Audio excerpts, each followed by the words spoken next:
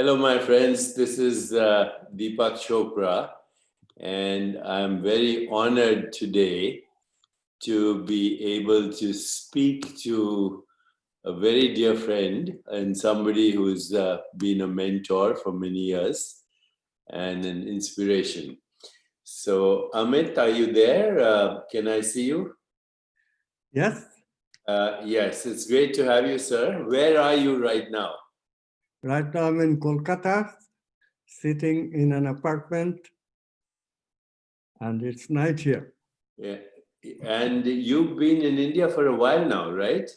Yeah, I got caught in that coronavirus when it started, and it got worse and worse. So now it is impossible to travel until another few months, I guess. Yeah, I think the vaccine is coming out soon. So Yeah. that's part of the good news. And I think all will be well. And this has shown us the madness of human society right now. I think the pandemic is related to climate change and everything else we're doing to destroy the world. So, Yes, definitely. Definitely. It's certainly connected with the movement of consciousness. Things that are happening are not particularly conducive to human welfare. yes, they're not for certain. So, Amit, may I ask, what are you up to these days? We're going to talk about your wonderful new book, but Thank you. how are you spending your time? Well, actually, we have this University of Transformative Education called Quantum Activism Vishalaya. Vishalayam, of course, is home of the world. So it's an international university, and we are giving people education to get master's and PhD. That includes quantum yoga, meditative processes to get to as close as you can to reality. So, where is it headquartered, or it's globally It, distributed? it is on the internet, so I can work from anywhere. Fortunately, nothing was affected. And of course, the enrollment is low because of the pandemic. But other than that, we are doing just fine. I mean, this is the future of many teaching institutions. Of course, we have 10-day of proximity. We feel that without some proximity, it is impossible to convey the immediacy of the knowledge. I mean, the wisdom, some of the meditative wisdom just cannot be. Well, maybe they could if we were more experienced, but at this stage, I think the 10-day proximity is a pretty good idea. I see. So let's talk about this book, Quantum Activation, Transforming Obstacles into Opportunities. I believe you written this book with two other co-authors, but what is the basis of this book? What is quantum activation? Well, this is an idea that is floating around for a long time. As you know very well, you have been one of the centers of it with the idea of quantum healing. Now, the idea basically is the science of manifestation. For a long time, and Fred Alan Wood should get the credit because he started this in 1975, I think, when even earlier, when he said, we create our own reality. This is when the interpretation of quantum physics by John von Neumann first suggested the idea that human consciousness observer that collapses the quantum possibility into actual event by choosing among the facets of possibility the one facet that will be actualized. So, but of course, his idea was faulty because he could not get over the very Western notion that consciousness is individual, which we suffer still now. So when I got into the problem, I too was very materialist and could not see consciousness beyond being brain epiphenomenon. That made the struggle very hard. You were, of course, at the same time struggling with some of the same concepts, I'm sure, because actually your book came out just about the same time as my paper was published on the idealist representation of interpretation of quantum physics. That's 1989. I think your book, Quantum Healing. Quantum Helium came in 88, yeah, about the same time.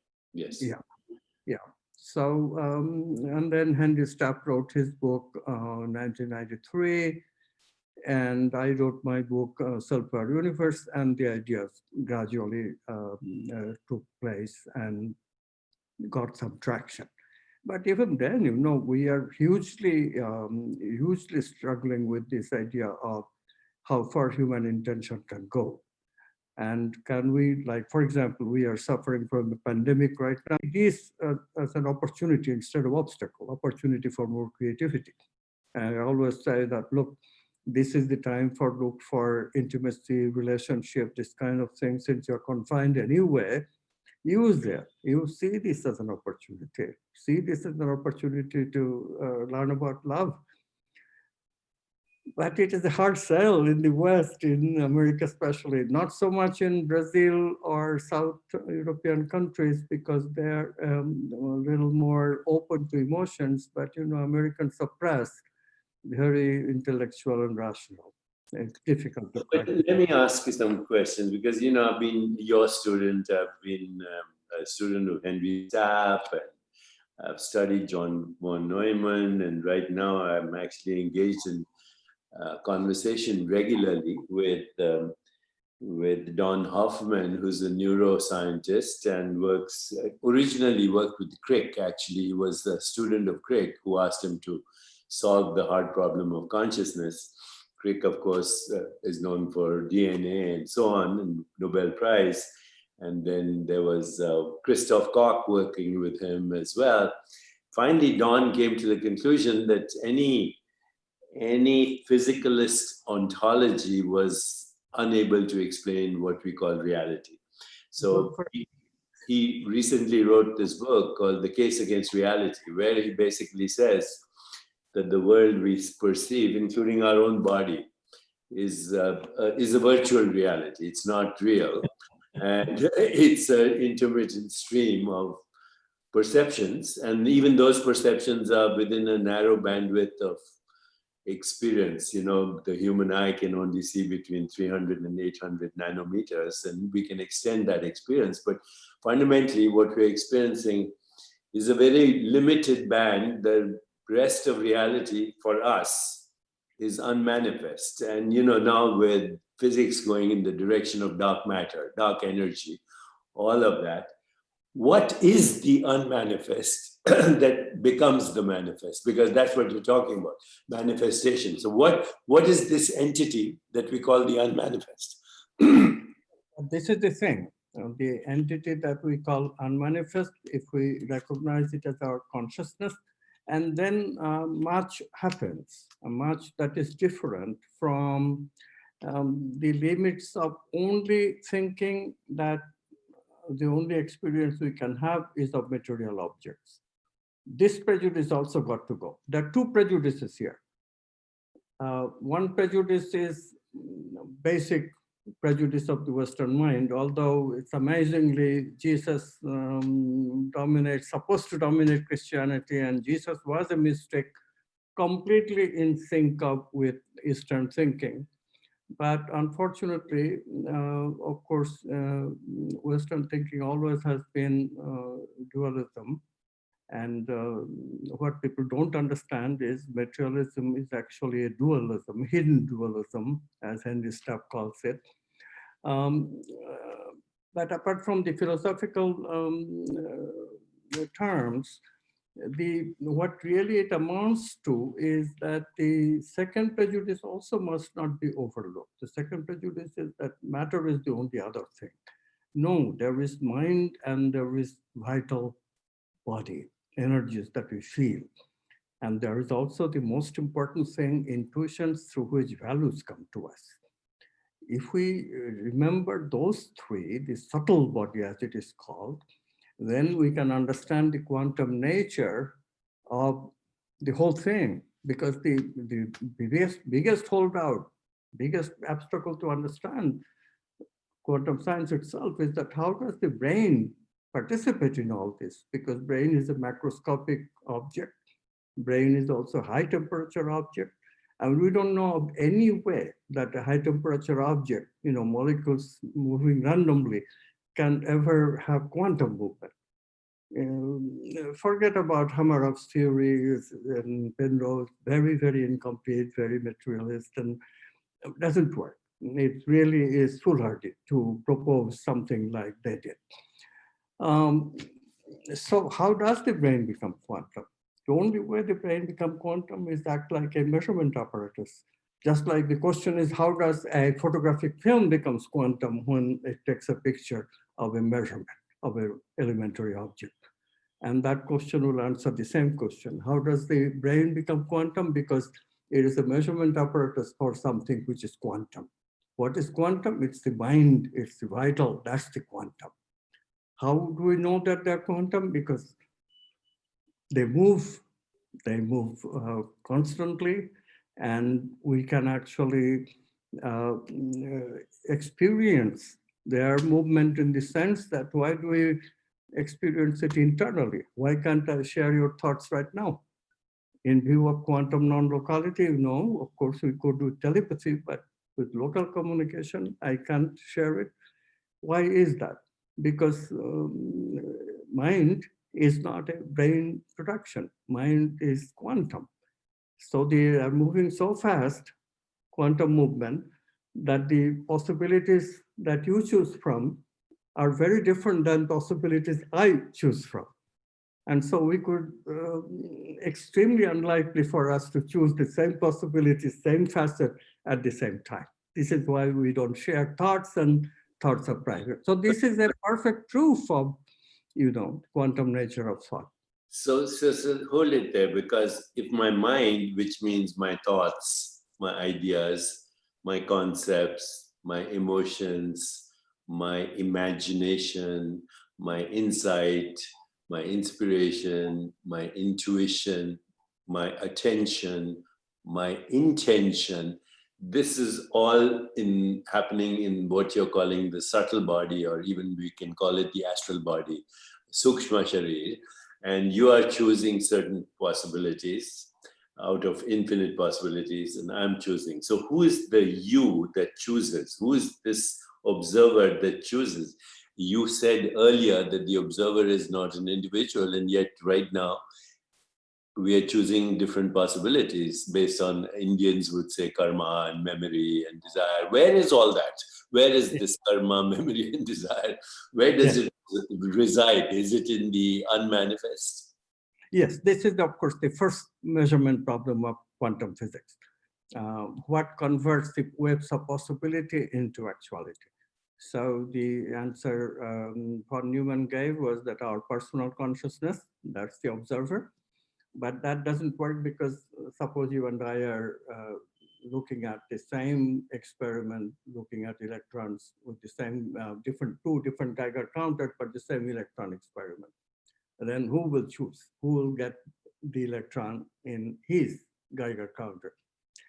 Who gets to choose cannot be answered because there is no criterion except, say, solipsism. Deepak is more famous, and therefore Deepak's consciousness counts more than Amit's consciousness. One could argue like that, but I could say something else. I'm older than you, and so it's never-ending argument. So that thwarted von Neumann's wide acceptance in the scientific philosophical community. And that's the problem that I saw, that if consciousness is cosmic, if you and I share the same consciousness, then neither of us are really choosing. It's the oneness behind both of us that chooses. So it's that one consciousness, and the possibilities of that one consciousness can be both physical, material, or mental, vital, and even supra-mental ideas that gives us the intuition experience. That's the quantum resolution. So now, given what you've just said, and you said the brain is a quantum instrument, basically, it's like an instrument. How about the idea that the whole biological organism is an instrument? Because, it's not, we have 5 senses, then we have subtle body, then we have these tanmatras, subtle sound, subtle feelings, subtle seeing, subtle sight, subtle taste, subtle smell, all of these things. Maybe the whole biological organism and the 7 levels of knowing, which we call the chakras, are actually modes of knowing, of human knowing, that creates human experiences, which we then codify as these concepts, mathematically, particles, waves, DNA, epigenetics, and all this. This is actually the manifest codification of modes of knowing and experience in the 7 chakras that actually go beyond the hierarchy of needs of Abraham Maslow, because they start with survival and then sensation and then transformation and then love, then creative expression, then insight, and ultimately transcendence. These are modes of knowing for the cosmic consciousness through the instrument that we call the human body mind. Would that be fair? That's pretty good, except we can even pin down even more. The way I do it, or the way quantum science does it, because it's a very scientific, verifiable concept. You know about this concept that Rupert Sheldrake introduced. Yes, he's a good friend of ours, yes. It's a very powerful concept. It's yeah, if we call that the organizing principle of what is vital body, vital energies, let's say, vital energies are the quantum movement of morphogenetic fields. If we make that proposition, then dualism of Sheldrake's theory goes away.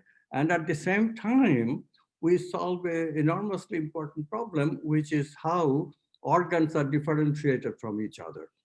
And it explains the epigenetics and the fact that every organ is the hardware, that's the physical part, material part, but it also has a software, which is epigenetic and which is non-physical, which is the movement of the morphogenetic field. So in this way, we have understood feeling in a basic way. And what are the chakras? These are the centers of feeling, depends on the organs which are there. For example, at the navel chakra, I don't know if you can see me, you cannot. Okay, so let's see, they show the heart chakra. Yeah. The heart chakra, how is it connected with love? The explanation is just so simple and that one's so elegant. Here is the site of the immune system, thymus gland, which differentiates between me and not me.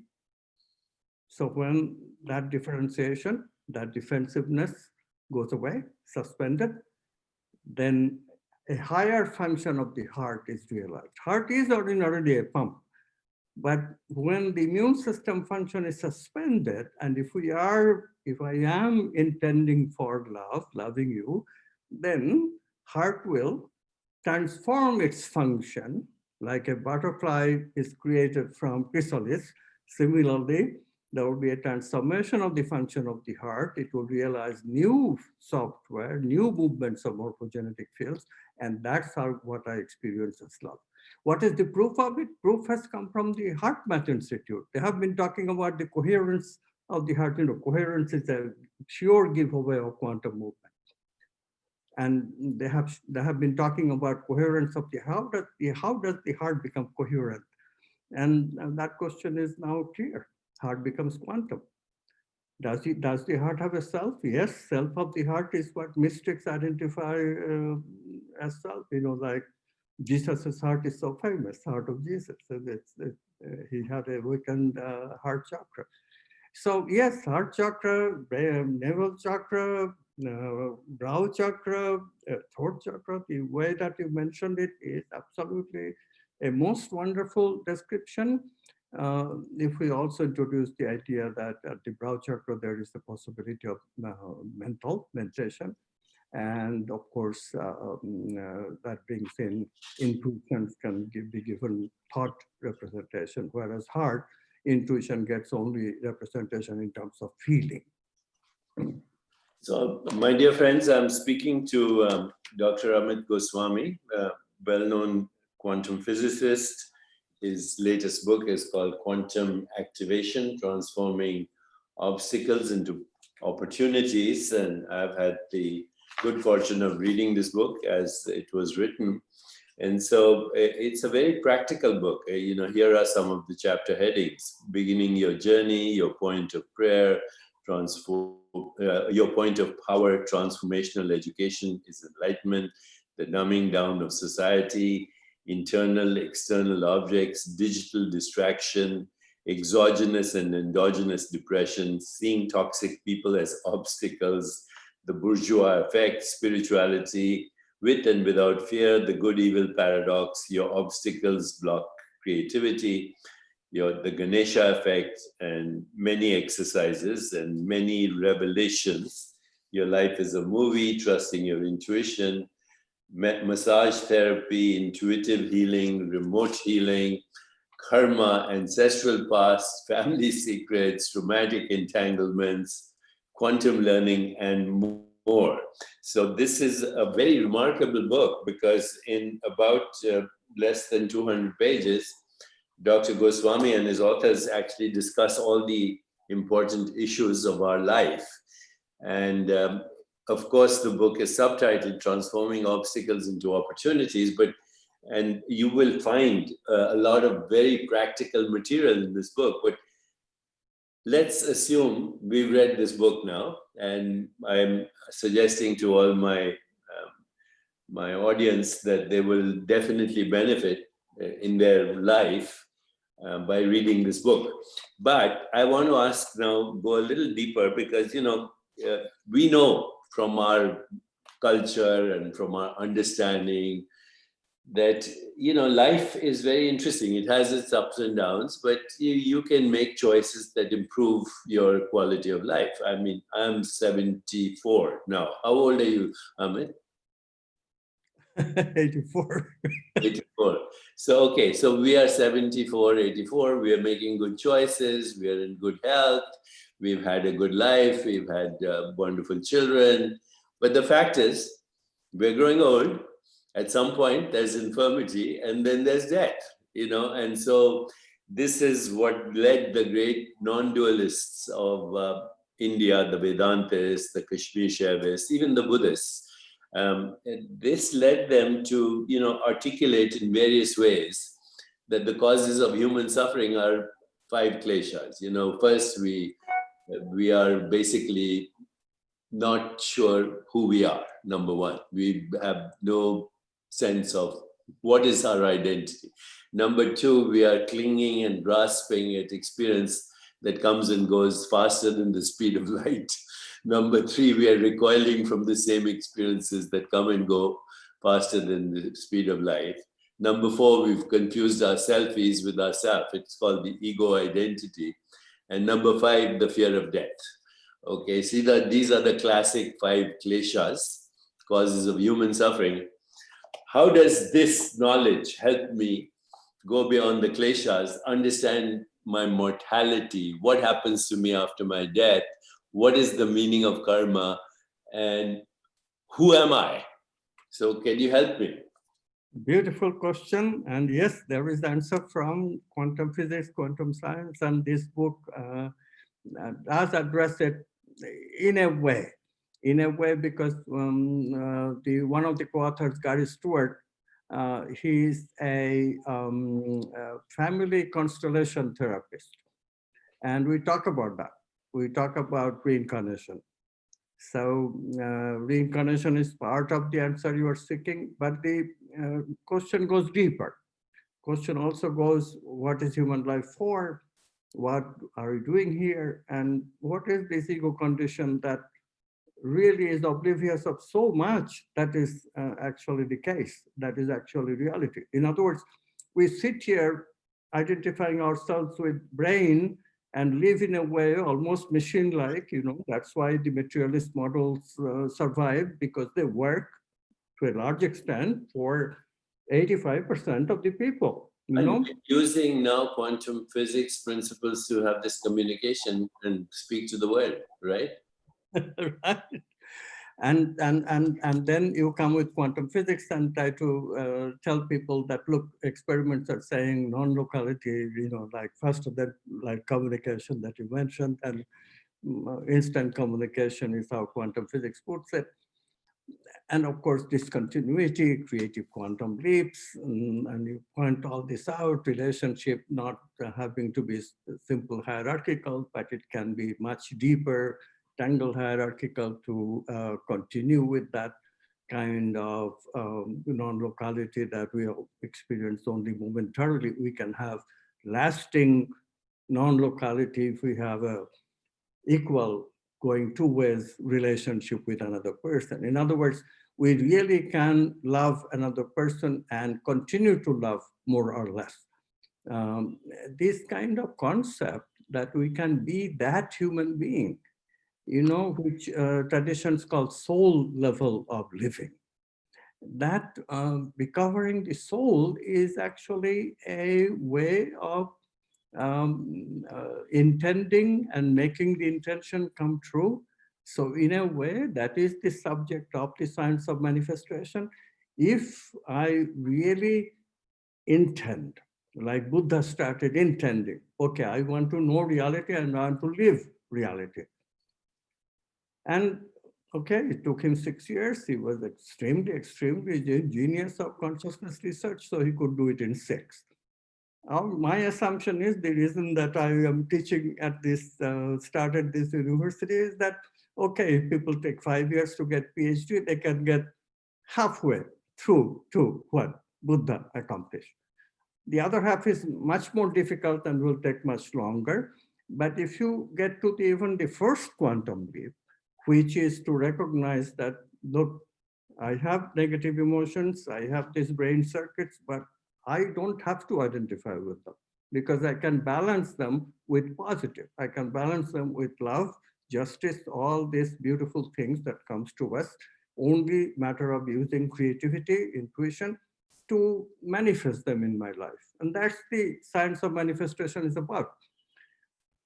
The manifestation becomes alive in our life only when we try to manifest the right thing that defines my purpose of life, not frivolous thing like a car, which of course failed, and people concluded, oh, we can't manifest. No, not true.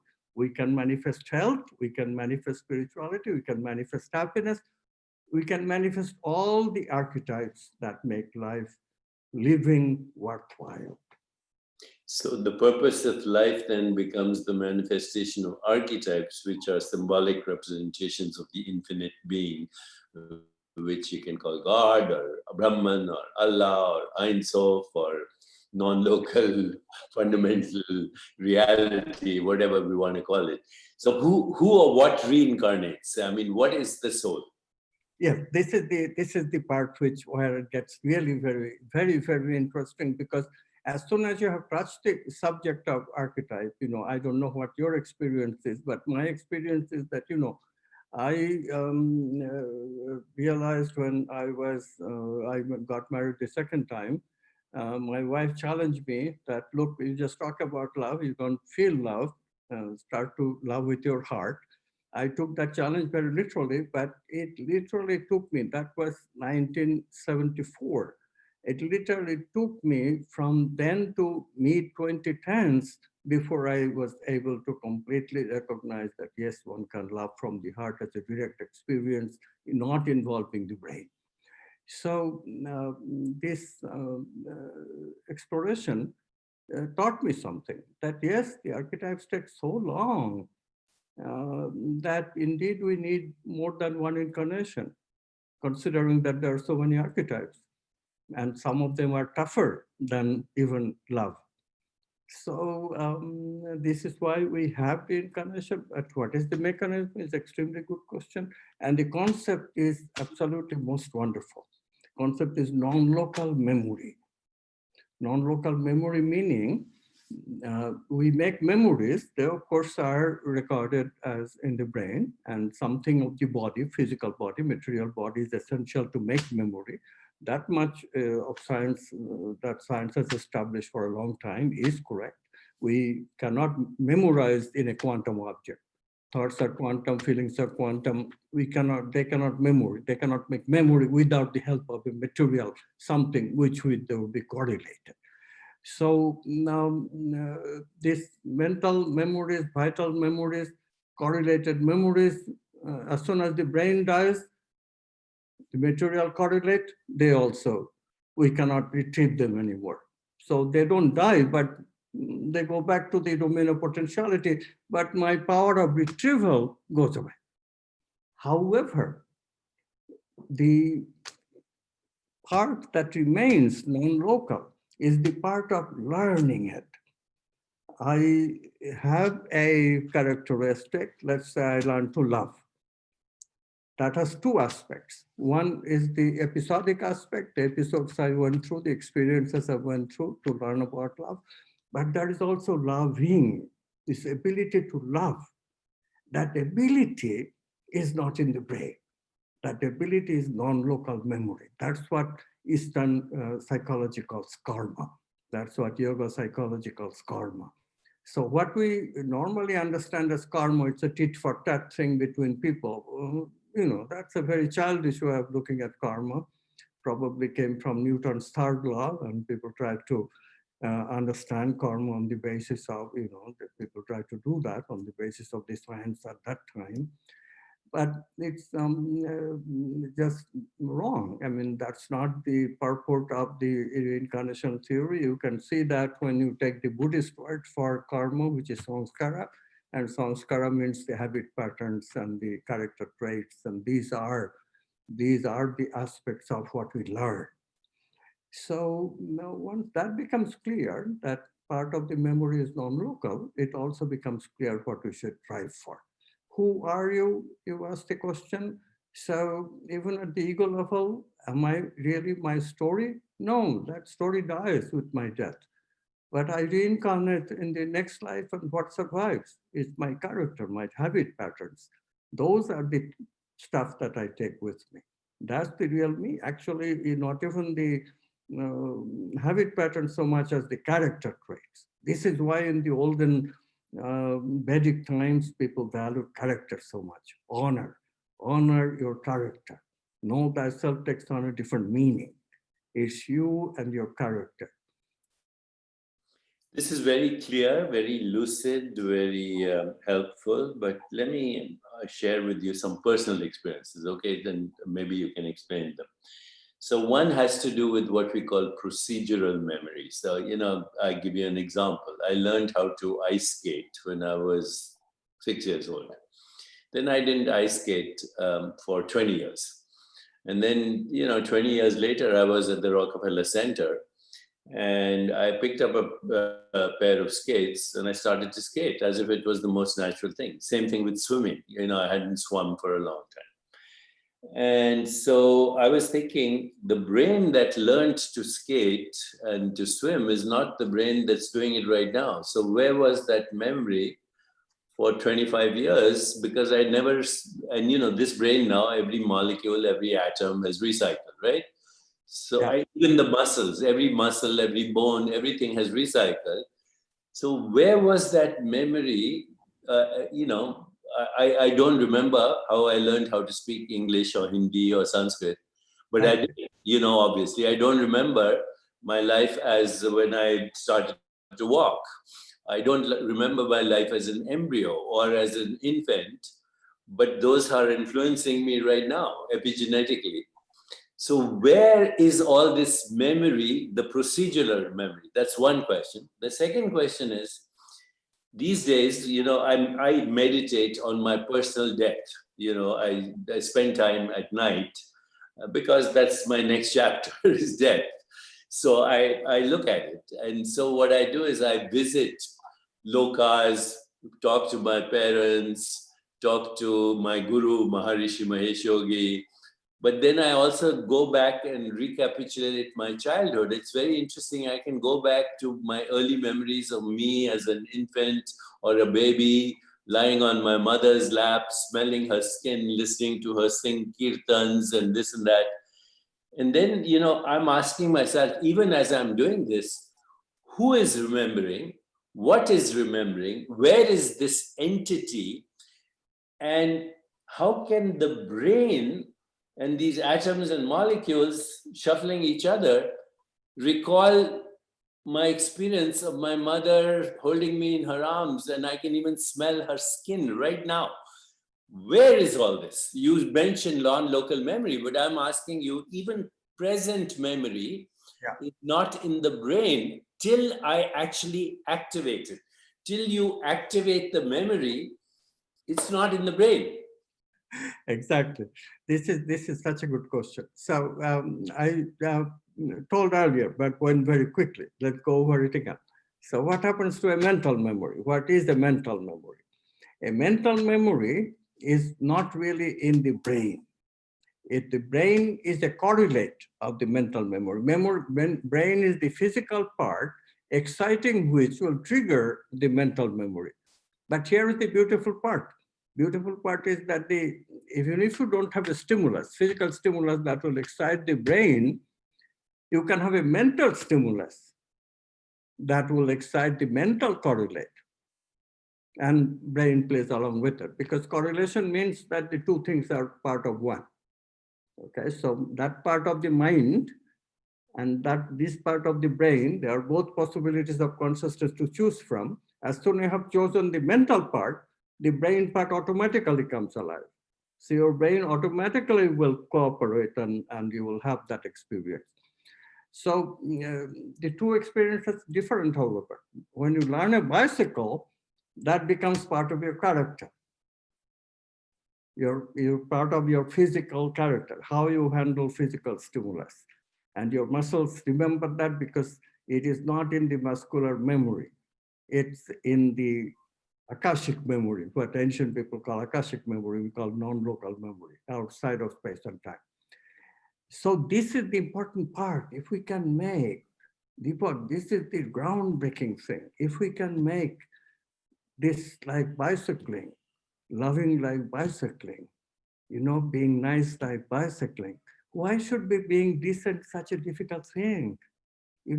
For you it isn't, for me it isn't, for so many people it isn't, because it's part of their character. Whereas people who don't have as part of their character, they constantly struggle.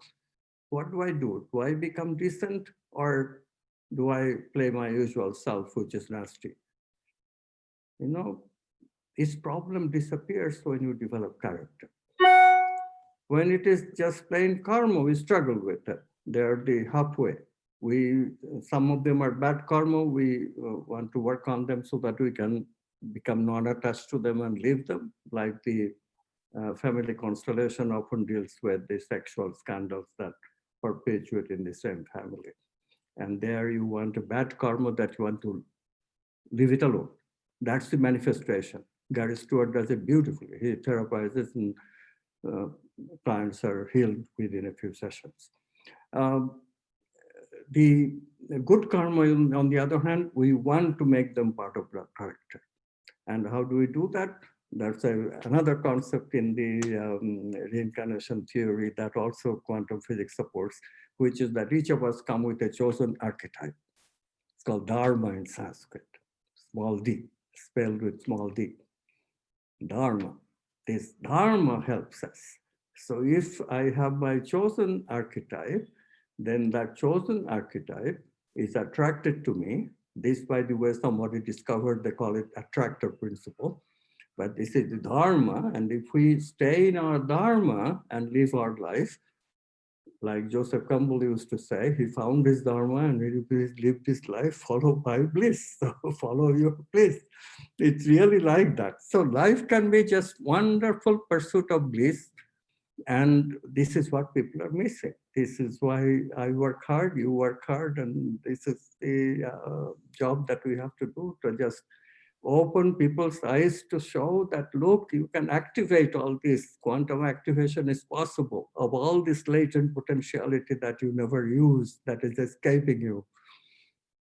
So as we look across the religious experience, or what these days people say, I'm spiritual, not religious, or whatever, but as the religious experience, we find certain commonalities across the board. Number one, transcendence. Number two, the emergence of Platonic values like truth, goodness, beauty, harmony, love, compassion, joy, equanimity. And number three, the loss of the fear of death. And what you're saying is that through quantum activation, understanding that every obstacle is an opportunity, we can not only transcend these obstacles, but actually we can go all the way to see ourselves as participants of the creator of the total universe. Aham Brahmasmi, right? Yes, I mean, we can participate in the play. In fact, we can live like that. I bet you live like that to quite an extent. I know that I live like that to quite an extent. And I believe that people like Rabindranath Tagore and Sri Aurobindo and Sri Krishna and Jesus Christ, they live most of their time in experience like that. It's called flow. As And this, you speak, I have an old edition of Rabindranath Tagore where he says, love is not a mere sentiment, it's the ultimate truth at the heart of creation. So, there have been people before us who have actually experienced it and articulate it. It's so beautifully. it is so beautiful. Yeah. It is. This is a way of life that is, we call it quantum enlightenment in the new science. Because it is like enlightened living. Of course, it does not have the total wisdom. The total wisdom, since you also asked that question, this is the time to answer it, I suppose. The experimentally verified, neuroscience has verified that we have the ego, which is very local, brain is very locally involved. And we also have quantum self when brain becomes non-local, very coherent between its different parts, all dancing in synchrony, so to speak. And in superposition with each other and all Each other can describe like coherent brain, exactly. All one. So this is if you take that and call that self, the inner self, quantum self, that personal self, I self, many names, Antaratman, that's the Sanskrit name. But what happens when you go there? There are two representations of it. In the literature, you find self-realized people, and they call it self-realization. You also have Buddhists, starting with Buddha, Nagarjuna. They all call it no self. What is going on? What is going on is that self is one side of the experience where you think that, okay, I have achieved a cosmic self, oneness. But the other side of the experience is deeper. That says that this is not a self, this is just a conduit, a passageway to that oneness. That's when the tangle hierarchy no longer applies, because you realize, oh, this is just an illusion. So no self is the stage when we realize it's just an illusion. I can go and live with God. This is when you get to Nirvikalpa Samadhi, the ultimate state of human quote unquote experience. It's not really an ordinary experience. It's but that's the way human beings are. The potentiality is just so fantastic. This where human consciousness can lead us to. I haven't had Nirvikalpa Samadhi, so I cannot really vouch for the fact that it happens. But I had the other side of the Savikalpa Samadhi. I know you must have them too. This is not so uncommon. No self is a bit uncommon because there's some preparation, like Buddha said, non-attachment. And that preparation I'm not ready to do yet. I don't know about you, but until we are non-attached, it is hard to approach no self. So, I've struggled with non-attachment, but where I am right now in my personal life is I'm moving in the direction where I have no personal stake in the world. Just that sentence is good enough. And then for me, another sentence, love in action. Love without action is irrelevant. Action without love is meaningless. So just those two things, no personal stake in the world, love in action. And maybe then that will take us to the next step. Eventually, exactly my thought. Eventually, when time is ripe, then that is the ultimate intention.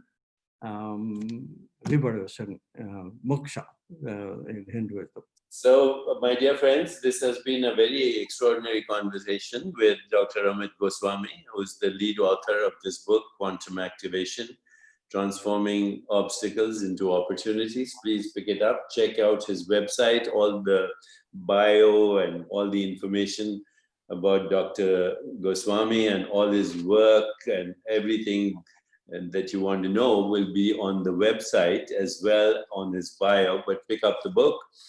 And this has been an amazing conversation. I hope we can have follow-up sometime soon. Absolutely. Can I mention one word about Carl Black, my other co-author? Yes, please do. Carl is a filmmaker, and he's an amazing guy. And all the stuff in the beginning, the obstacles, that was his presentation, and he was really the inspiration behind the book. He had a conversation with me. He was so inspired that he started writing it, and then he invited me in. And well, that's wonderful. I enjoyed the book, so I thank all of you, Carl and Gary and yourself and Dr. Parthanandi also. Yes.